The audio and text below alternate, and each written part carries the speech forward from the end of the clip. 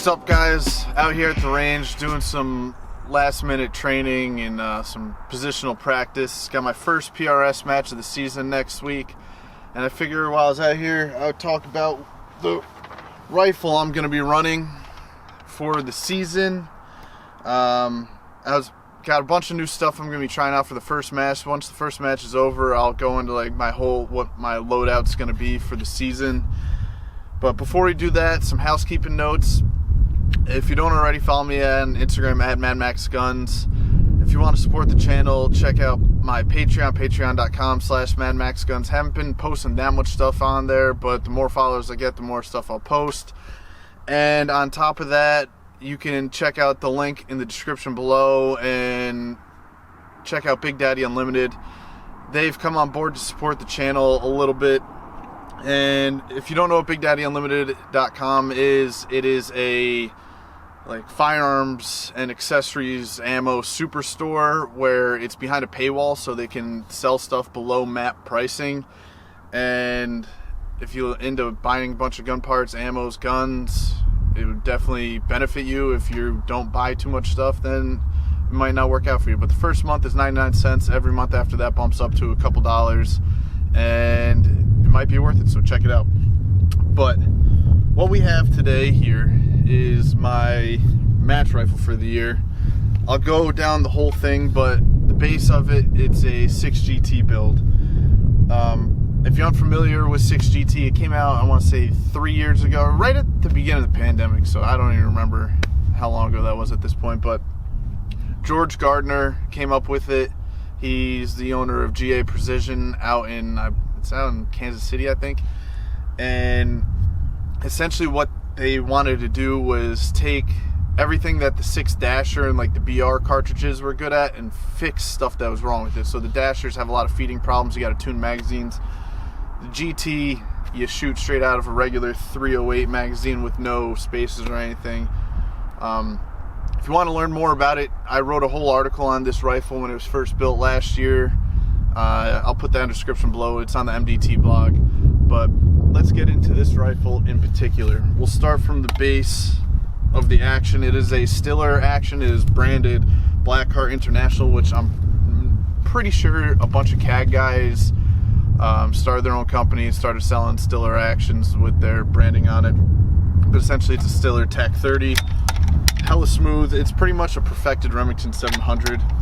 I might move on from this next year. Something with the 60-degree bolt throw. This has a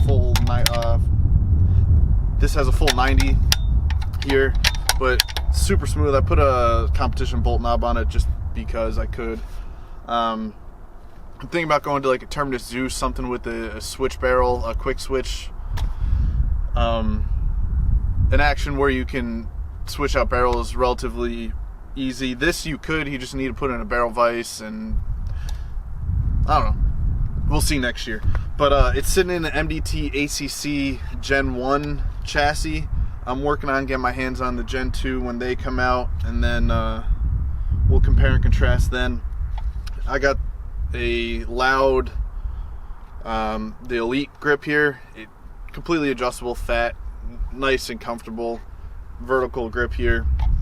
The ACC chassis, it slipped my mind what it stands for, but it is completely modular and it's pretty simple for the most part. It's all MLock here. It's got a full-length Arca rail across the bottom, which is great for tripod work or clipping on different bipods and accessories or bag riders, what have you.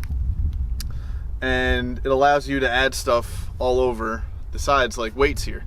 They have another weight set that goes in the bottom of the chassis. Probably ended up getting that. At this time, I don't know what it weighs. It's probably in the 18 to 20 pound range. But let's keep it moving. Trigger, I have a Trigger Tech. It's not a diamond. I think it's the special. I do have a diamond in another build that I might drop in this. But as of now, I'm really digging this. Mags, this is MDT AICS mags, but I also use accurate mags. Pretty much any AICS pattern mag I'm a big fan of. Got a short action precision little quick loader here that holds 2. It's a little Velcro. Oop, I just ripped that off. That's not good. Hopefully it sticks back on. The Velcro is stickier than the adhesives. Got some MDT MLock weights up here to balance it out nice. The little heat shield here is if you want to, one, it looks a lot better, which I'm into. Two, some people, when they're shooting on a barricade or something, they want to put over a hand here. I haven't really tried that out. I usually hold the scope, but I'm trying to get away from that. The barrel is a Bartline heavy varmint in a 1-in-8 twist, cut to 22 inches. Heavy varmint, essentially number 8 contour. It's fat and heavy. Really helps with the weight, with recoil mitigation, and weight balance. Up front here, I switched from a 3-port to a 4-port Hellfire by Area 419. There's essentially no recoil with this gun at this point. And up top here is the newest edition, is a Razor Gen 3. I'm going to be doing a whole video on this, but as of now I only got like 3600, right around 100 rounds on it. But once I shoot my match next week, I'll have a lot more to say about it. But as of now, this scope seems to be the bee's knees this year. It's a 6-36, I think. Yeah, it's a 6-36, which is huge. Typically you see stuff 5-25 or 7-35, and this opens up that 7-35, which is really nice. It's got locking turrets up here, which on the elevation I'm not super sold on the locking turrets, but on the windage I get it. But like I said, not going to dive too deep into this. As of now, I really like it compared to the Mark V that I was using last year, which I do really like the Mark V, but this just seems better and it looks better, which again, I'm pretty big into looks. I always used to live by, if you look good, you feel good, you play good, but that's for another day. For bipods, I switch around, which is nice with the Arco lock. I got a Harris, I got an Atlas, and then I have the new MDT ground pod on the way. I'm not entirely sure which one I'm going to be competing with. I'm going to be bringing them all to the match, and then, like I said, once I figure out all the little things, all the little minutiae of all the different stuff that I'm using, I'm going to lock in a solid loadout. Typically, I'm shooting the 109 Burger long-range hybrid targets, but those are hard to come by, so I'm working on developing a new load with 108 Burgers and H4350 because I can't really spare too much varget, so I don't want to be training with that. But it looks like I did a little load development today. It looks like the H4350 will be doing just fine. If you got any more questions about load development specifically, I'm not going to talk about it too much on here just because it really gets deep into the weeds, but hit me up on Instagram if you got any questions about this really. I try to answer everybody. But yeah, this is my match rifle for the year. It shoots half-inch regularly. When I'm doing my part, if I was locked into a bench or something, I'd probably shoot much better. But when I'm shooting off my belly, I'm a half M-way shooter with this. Standing up, positional stuff, not so much. I'm gonna be doing a lot of work with the Rifle Craft Challenge this year to identify stuff I really need to work on. One thing I know I'm not very good at is standing on the tripod, which I was doing a lot of work with today. And Kaylin and Phil from Modern Day Sniper put out a video last week that really helped out a lot with positioning on a tripod. So you should probably check that out. And they did a whole podcast with Chris Way, who started the Rifle Craft Challenge last week, so definitely worth checking out.